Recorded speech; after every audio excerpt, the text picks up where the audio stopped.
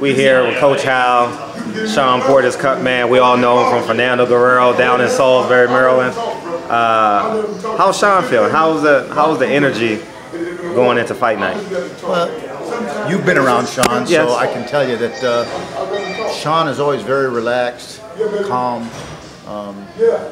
He allows himself to be pretty mellow. In fact, we had to talk about it today, and you know, one of the people in his room says, "How do you get ready for a fight like this and still stay so calm?" And you know, it comes from being in big tournaments when you're an amateur, and then being on a bigger stage and you start to turn pro. And after a while, you have to learn how to chill before a big fight. If you don't, the energy will just burn you right up. So that's one of the things that makes these guys so amazing. The average person could never do it. So he's doing great. And you got here today, right? No, I was here Wednesday. Oh, yeah. Oh, you here? Oh, so you've seen the sense of urgency in Shawn throughout the week, and you saw him use a profane word on the DS yesterday. He made weight rather easy without getting naked. Is there a difference in Shawn Porter this fight than you've seen in Granados on down? Not so much that I can see, but more that I can sense. I think Shawn really senses the importance of this fight. You know, Granadas, he was expected to beat Granada. It was expected to be a tune-up. It was another eliminator. This is a super important fight in his career, and he understands that. And I think that we all feel that. But as far as it changing him or anything, nothing, just zeroed in, that's all. Shawn gets very zeroed in. And what's your, for the boxing fans, I know your job description, but assuming you're talking to a person who knows nothing about boxing, what's your job in the corner Saturday night? Saturday night, my job is look for swelling and take swelling down, look for cuts and stop bleeding. That's basically it. I got what seems like a very simple job, and the number of tasks I have, it can be really difficult to do when you actually go to execute it. So you got to be on your game, and you got to be very focused. So while other people are watching every punch and all the exchanges, sometimes I don't get to watch the fight, even though I'm sitting 2 feet away from it. I just have to watch Shawn's face and make sure that I'm prepared to take care of something if something happens. You just have to go inside it to another level.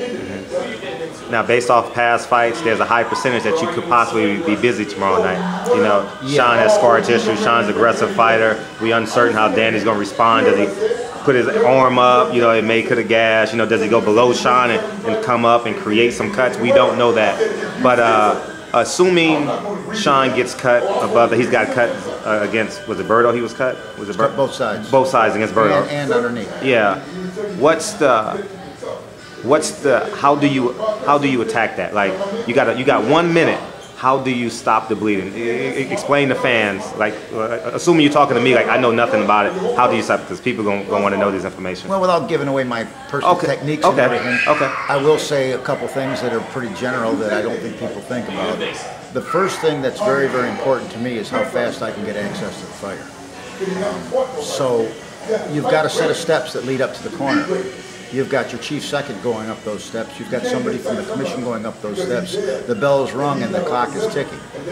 Typically, if you see me in the corner, I'm getting my access from the other side, and when the bell rings, what I like to do is I like within a second, I'm up on that ring waiting for the fighter to get back to the corner.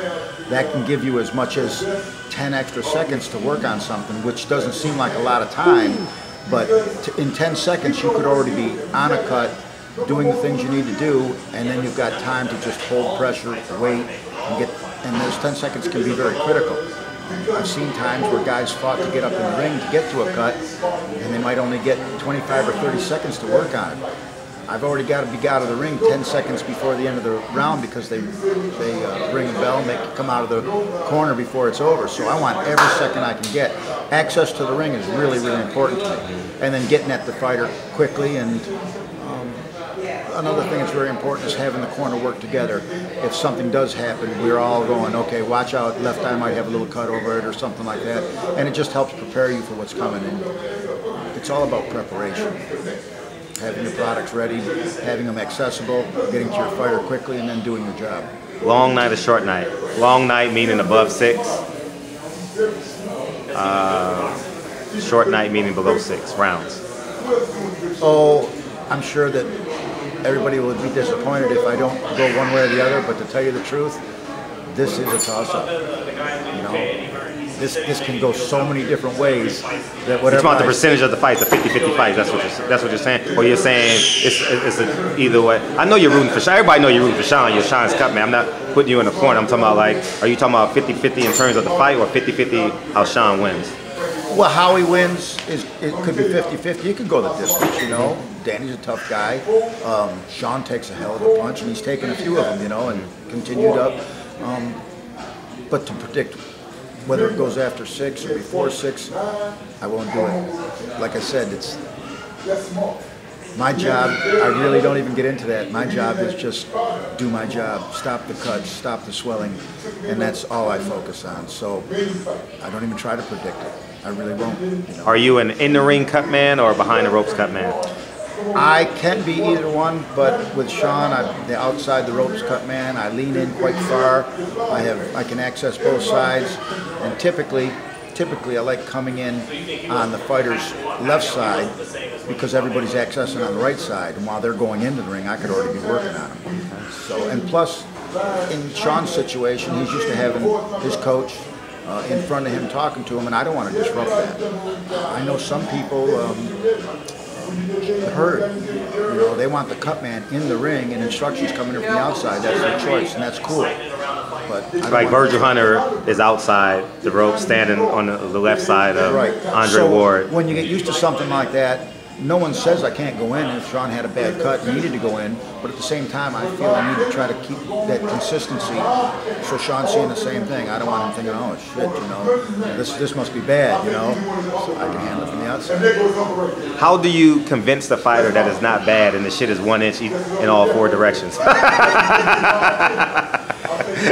That's when your cut man becomes an actor. Okay.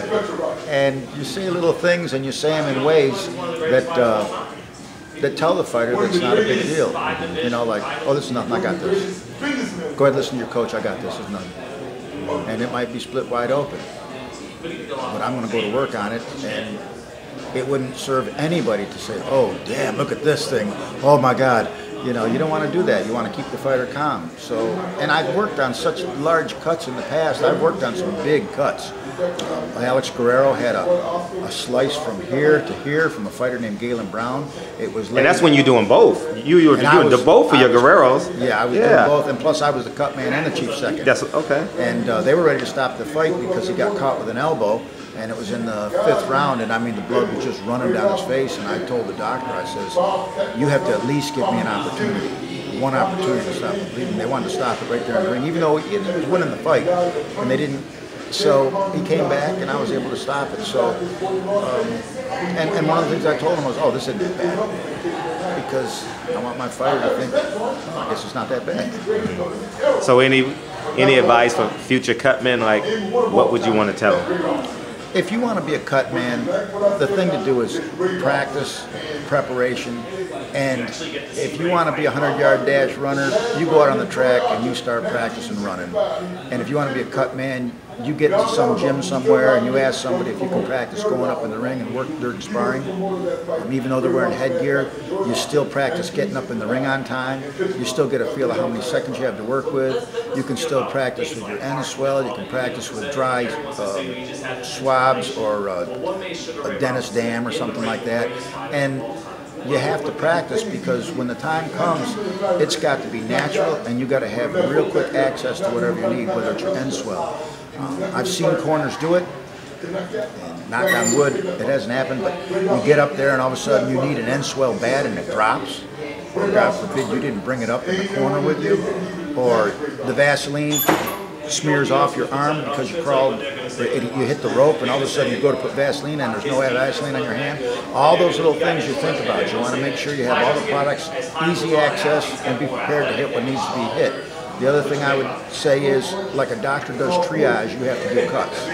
Guy's got a cut over here, he's got a cut over here. What's the most important cut? Above the eye. Above the eye. So maybe you could wipe this off real quick, but if this bleeds, it's not going to hurt your fighter at all. This one could, so you work on this.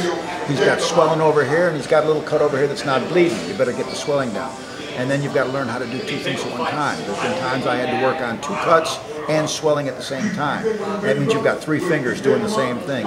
You can practice all that stuff. And you practice and practice and practice. I know some really good cut men. Perd's cut man is a doctor, and he literally does the same thing. He goes to the gym and he practices and practices and practices. That's my advice. In real time, what's it like with Kenny Porter, like Berto? He got both cuts. Kenny's yelling at him for fighting on the inside. He told him to fight from the outside. You got cuts. We're in real time. Everyone's sweating. It's 110 degrees in your corner. What's it like in real time for the fans to work with Kenny Porter in the corner dealing with Shawn? It's a sense of relief for me. I mean, forget the fact that they're father and son. I know that they go back all the way to the beginning of the beginning, the day he was born. So I'm not wondering, oh, is he telling them wrong, or is Shawn understanding the instructions, or maybe Kenny shouldn't be yelling at this fighter like that. Maybe he doesn't know him. Maybe he's going to piss him off, or maybe he's going to break him down. I don't have to worry about any of that. I know that they've got a great relationship in what they do, and I can just let them do their thing and do my thing. So in that context, it's really easy. If I'm in there with a fighter that's just been moved to a new trainer, you're wondering, man, is he working this fighter the right way? This might be a fighter that if you yell at him, he goes to pieces. Everybody's got their different thing. I don't have to worry about that with Kenny Porter. Okay. Any last words? I'm excited about this fight. I hope the fight fans are excited. And if you're even remotely interested in the sport of boxing, this is a fight that you definitely want to watch. Appreciate it. Thank you, Coach Howell. Thank you. Enjoy the rest of the evening. Thank you.